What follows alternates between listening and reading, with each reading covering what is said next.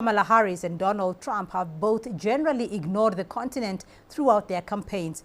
But could the Tuesday poll have an influence on African aid, trade or investment? CGTN's Wanja Mungai has more.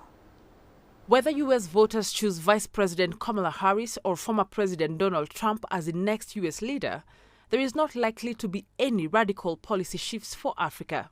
Donald Trump was not very interested in Africa at all.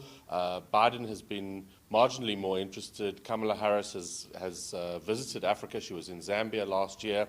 But really, I don't think Africa is going to be a priority. If there are any foreign policy issues, it's Israel, Gaza, and Ukraine that will feature in this election. The U.S. has been an important bilateral partner for the continent since the colonial era.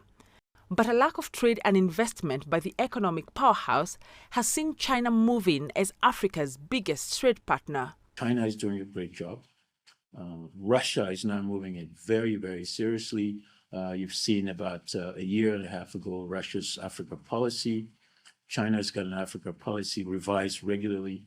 And the last forum on cooperation for, FOCAC was quite a huge success, same as the BRICS, also summits in Kazan in Russia. Many indebted African countries still rely heavily on aid from the U.S., but they are hoping for the renewal of the Africa Growth and Opportunity Act, which gives the continent duty-free access to the U.S. market. Well, for South Africa, for example, a lot of our motor manufacturing is dependent on AGOA concessions, and that's a multi-billion-dollar industry. Our citrus industry, our agriculture, our wine, all of that receives favorable treatment when it goes to America.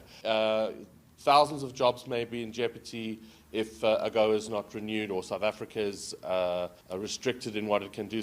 Africa's commanding position in green transition could, however, be an important trump card.